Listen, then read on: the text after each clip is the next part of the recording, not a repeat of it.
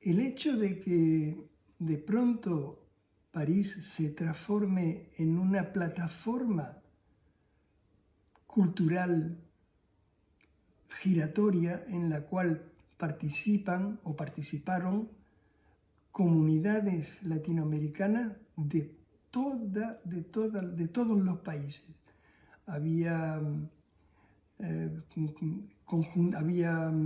comunidades colombianas, chilenas, peruanas, argentinas, muy grande Argentina, uruguayas también.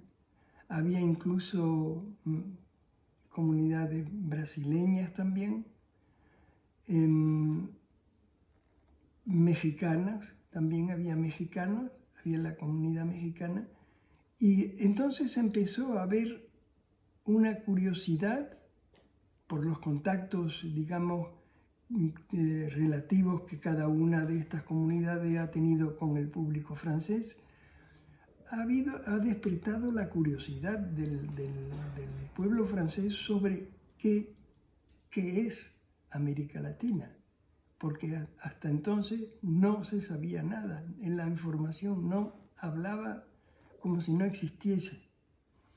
Y de pronto se transforma en algo que es automáticamente el terreno de, digamos, de intercambios a todos los niveles, el nivel intelectual, la poesía, la pintura, la música, la danza, todas esas expresiones culturales que van en torno de la cultura de cada nación, ya se expresaban en París de una forma normal y regular, porque en Francia entonces existían las casas de la cultura, algo que yo no he visto en otros países, solamente lo he visto en Francia. Las casas de la cultura son precisamente centros donde la juventud desarrolla sus cualidades artísticas e intelectuales, pueden ser, a todo nivel. Hay salas de lectura, etc. Entonces, en ese contexto, también el mercado francés también se volcó sobre la posibilidad, digamos, de participar en esta, casi se puede decir, una especie de conmoción cultural que sucedía en Francia, y entonces empezaron a surgir como margaritas del césped, cantidad de margaritas en grupos de música folclórica de todas partes. Entonces hay una expresión de que muchos de esos grupos no hubiesen surgido si no hubiese habido ese contexto. Porque es que además el contexto aseguraba a los grupos unos medios de sobreexistencia, ya que al estar permanentemente activos, actuando, tenían sus ingresos garantizados, y con eso pues podían vivir y dedicarse directamente a la música. Fue también la época que yo elegí para dejar mi trabajo en las oficinas y dedicarme totalmente a la música. Paralelamente, todo eso coincide con la creación de Taita también.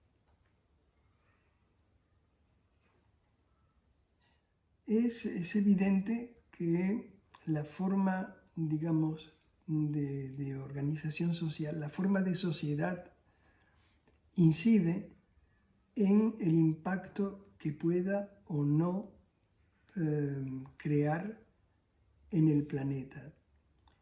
Se supone que una sociedad preindustrial también puede ser negativa en unos aspectos. El desarrollo tecnológico nos permite ahora deshacernos del carbón como medio de energía, pero digamos que aún así el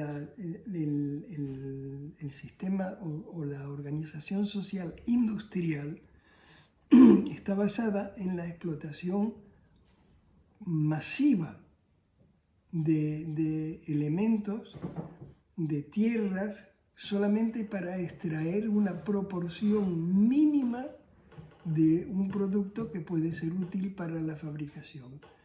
Todo ese excedente de tierra removida y sacada de su contexto, digamos, de equilibrio entre foresta y monte pelado, eso es muy característico de la sociedad industrial sin control. Quiere decir que actualmente el problema del cambio climático obliga a los países a buscar otro modelo. Es muy simple, el modelo no es bueno para la humanidad, ni para la descendencia de la humanidad. Va a dejar una herencia muy pesada a nuestra progenitura.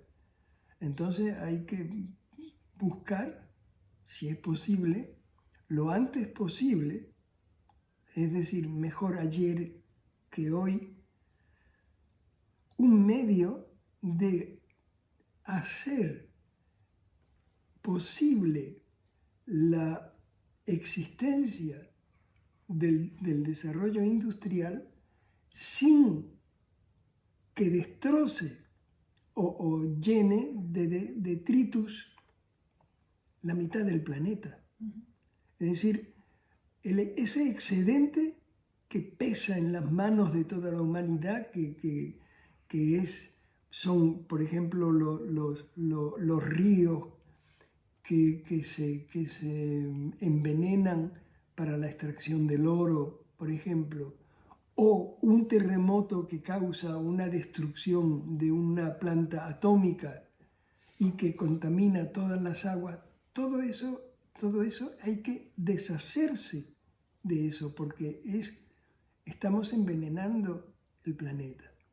Entonces, ¿qué puede aportar el folclore? ¿Qué puede aportar a eso? El folclore puede ser simplemente un medio, una herramienta, creo que lo he dicho en un momento determinado, puede ser una herramienta que permita comunicarse con cualquier tipo de sociedad, porque las sociedades ahora se están particularizando y la particularización va en detrimento de la colaboración, más bien es competitiva. El mundo actual es competitivo, hay competencia. Y ese modelo de competencia hay que cambiarlo por el modelo de comunitario que tienen los indígenas. Ahí no hay, todos son uno. La tierra pertenece a todos.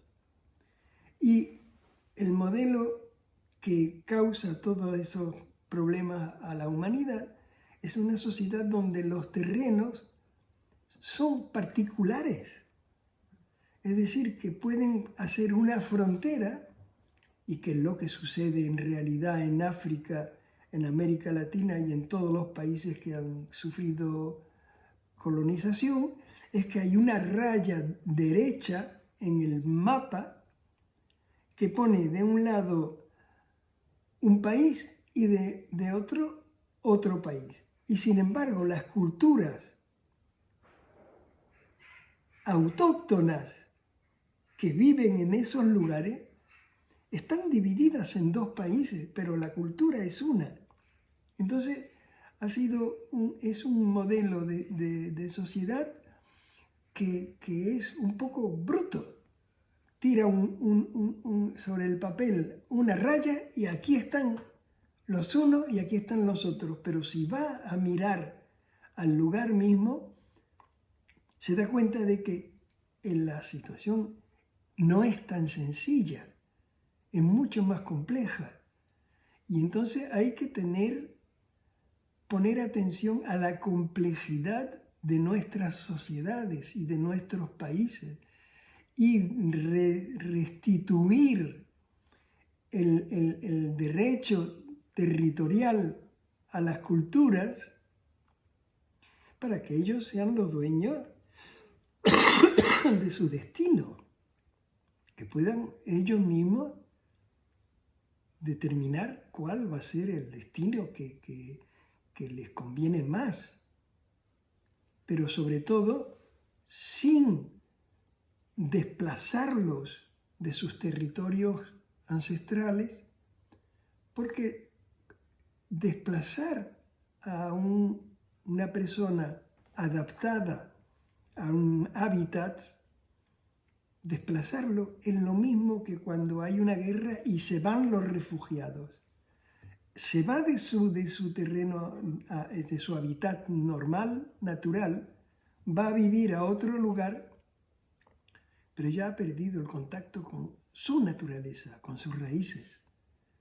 Entonces, claro que uno de los proyectos un poco raros que tiene la humanidad es que somos todos individuos y que se puede individualizar, pero el individuo no puede sobrevivir sin el colectivo. Entonces hay que poner eso en la balanza y, claro, no obligar a nadie a nada. Cada país tiene que decidir por sí mismo qué es lo que mejor le interesa, sin tener ni que pedir permiso, ni que arrepentirse por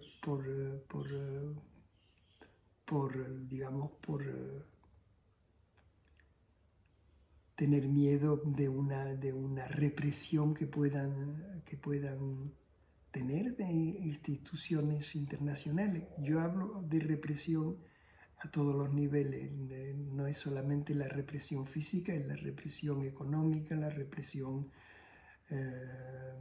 política, la represión, digamos, de no dejar que cada país use sus medios naturales. En fin, es un principio de equidad, tener un principio de equidad. Y yo creo que cuando una comunidad, cuando se discute de un problema, por lo menos a lo que yo estoy acostumbrado en África, hasta que no están todos de acuerdo en la tribu, no se da la decisión, no sale la decisión afuera. Solamente cuando han hablado y a veces se pasan un mes discutiendo sobre algo, después salen con la decisión. Pero ese tipo de decisiones tienen que ser ley para todos, porque son el producto de una reflexión profunda de todos los problemas y de todas las discusiones. Y ese tendría que ser el modelo internacional para dirimir todos los conflictos que existen. Es decir, esa es la vía para poder seguir desarrollándose, seguir aprendiendo y vivir en un mundo mejor. O sea, depende de cómo uno lo quiera ver. Cada uno tendrá su visión de lo que puede representar una cultura, pero lo que sí es cierto es que el folclore es representativo de cada cultura. Bueno, mi anhelo y mi sueño es primero de que todos los creadores todos los creadores culturales en cualquier disciplina puedan vivir de su creatividad, no tengan, o sea, que estén subvencionados, porque la creatividad es una cosa que la creación artística es algo que se pone, que nace ahora, pero se ven los resultados dentro de 10 años. Es una inversión también para una nación. Es una inversión real, porque crea un hombre completamente emancipado. Entonces, si crea un hombre completamente emancipado, creo que ese es uno de mis anhelos, mis deseos. Mi deseo sería de que se le preste mucha más atención a los aspectos culturales de cada nación y sin dejar de valorar los valores económicos que puedan tener una u otra nación, pero sobre todo ya el aspecto económico hay que tener conciencia humana y saberlo repartir mejor.